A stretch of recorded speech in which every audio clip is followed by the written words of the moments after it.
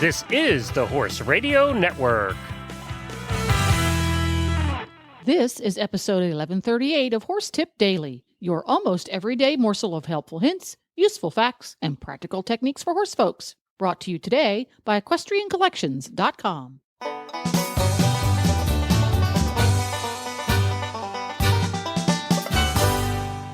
Greetings, horse people. This is Coach Jen, and thanks for tuning in to Horse Tip Daily. Today's tip features Justin from TotalSaddleFit.com and Dressage Radio Show co-hosts Reese Kofler-Stanfield and Philip Parks, all weighing in on adjustable stirrup bars on saddles. And we'll get right to our tip after this from EquestrianCollections.com. Hi, Jen. This week I'm featuring the Ovation Fantasia half chaps in ladies. The Ovation is coming out with an entire line, Fantasia line, and the thing that is so super cool about this stuff is the bling. All your listeners know I'm all about the bling, and I think you are too. These have some crystals on them, but not too much. It doesn't make them like way out there. It just gives them some really good accents. They come in a couple of colors. They come in the black pastel, and they're also going to have some different bling on them. So they're going to be coming out with some other things, and we'll have them on our site, www.equestriancollections.com. A bridle, I believe, and a few other things that will match these chaps. But right now, we do have the half chaps on the site, and I have actually seen these in person, and they are very cool. I think they have just enough bling to be fun, but not too much to be over the top. Right now, the sizes available are medium and small. There is a size chart on the site for you to look at, but I know that they're going to be getting some more in the very near future. So this is a good time to plan to look at www.equestriancollections.com and see if you can't get your Fantasia outfit together and start out with the half chaps, because you can always use half chaps. Who can't use half chaps? The ones you've been wearing for the past 3 years are disgusting, dirty, and need to be thrown away. Go check out EquestrianCollections.com. The Ovation Fantasia half chaps with just the right amount of bling.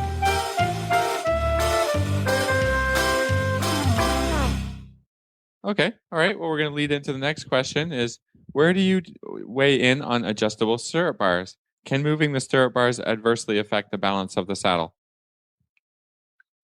So, kind of in general, I'm not a huge fan of overly adjustable saddles. I kind of have this mindset as like, if you get too many gadgets in there, or you try to be too many things to too many people, it gets really hard to accomplish the end goal. So there's a lot of those things, adjustable this and that, which all these different concepts can work. Adjust interchangeable gullet plates, movable stirrup bars, movable Velcro blocks, and changeable billets and stuff.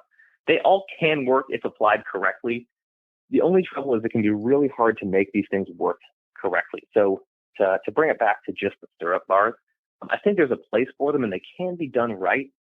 But with the adjustable stirrup bars, sometimes I think they are used to kind of incorrectly solve a problem that a saddle might have. So say a rider is feeling like they're in a chair seat. They're kind of back in the seat. Their legs are out in front of them. One solution might be, well, if we move the stirrup bars backward, we can get the rider's leg more underneath her and get a more balanced seat. But usually the cause of something like that would be the lack of fit of the saddle somewhere else, meaning the saddle's out of balance on the horse's back. Maybe the seat's too big for the rider. There could be a lot of different things that are going on, and I just don't know that those kind of adjustable features are always what's going to be. It's not necessarily going to be solving the problem in the right way, which is why I have a little hesitation toward them. I'm really glad you said that, Justin, because it normally falls, if there's something to adjust, if it's the tree, if it's the stirrup bars, it sort of falls on the trainer. And of course, we know about we know about saddle fit, but I am not a saddle fitter, and I do not, I can tell if a saddle's balanced. And certainly I, can call you and have resources to help me with saddle fitting. But saddle fitting really isn't my specialty. I can really tell you it's wrong, but I can't necessarily tell you why it's wrong. And I'm okay with that because I feel like, again, I have just enough knowledge to be slightly dangerous. So I end up, you know what I mean? But I end up, when there's an adjustable bar, I'll have a student come in and say, oh, I have adjusted stirrup bars. Let's play with it. And, of course, we can kind of muddle around and figure it out. But a lot of times it makes me really nervous. And again, I kind of went back to what you said, and that something's not right in a saddle if we need to adjust it a lot. So I was really happy you said that. And I personally, as a trainer, hate adjustable saddles. I think the only time that I think, because sometimes I have younger riders, and I have one young rider who's a doll, and I see her once a week. And I swear to Lord, she changed. She's taller this week. I saw her last week, and I looked at her today, and I was like, have you grown a foot since I saw you? She's growing rapidly. So, sometimes today we just had to say, hey, you need longer stirrups because you grew. So that is the only thing I can kind of see, but it's tough. I'm kind of with you on not liking adjustable. Philip, how do you have the same feeling? Or I mean, I think you hit the nail on the head when you say, like, well, the more tools that we have can be good, but you want them in an expert's hands, right? Mm-hmm. Like, you want somebody to Yeah, say, that's well, exactly it. here's a good reason to adjust the saddle. Here's, I'm not, as a trainer, like you said, I don't have the education to say No. that's going to work. That's a good idea. Or, why would we do that? That's not a good idea. Maybe you should just learn how to ride better. Like, that's very confusing. And the more little aspects that we throw into that it gets more confusing and more problematic maybe than it should. I think if you're going to adjust saddle, the bars or a tree or whatever, then we need a saddle fitter every time to say, hey, let's do that. Okay, great. And that's what I prefer to say. If it is adjustable, get an expert in to help you adjust it. Don't just say, oh, today I think I need these bars back or this tree widened. And then I say, well, I guess. Yeah. Okay. I don't know. That's where I'm left saying, like, okay, rather than, being really confident to say, yeah, that's exactly what we should do. And this is going to help you. And this is why. And this is how this fits together with that. Right. Yeah. Well, there's a chain reaction too. So every time you make one change on a saddle, you're affecting other parts of the saddle. So if you were to say widen a tree, well, that's going to make the saddle fit different, not just at the tree points, not just at the front, but it's going to change the balance of the saddle overall. It's going to change how the panels contact the horse's back. So if you don't know all the different factors that are going into one change, you kind of are a little bit at a disadvantage because you go, okay, I'm going to move the stirrup bar or I'm going to widen this tree because I have these tools available. But that's only the first part of the equation. Understanding all the ramifications of that one change and how to compensate for them in other parts is pretty necessary to really make it effective, which is why it just gets so hard to really make them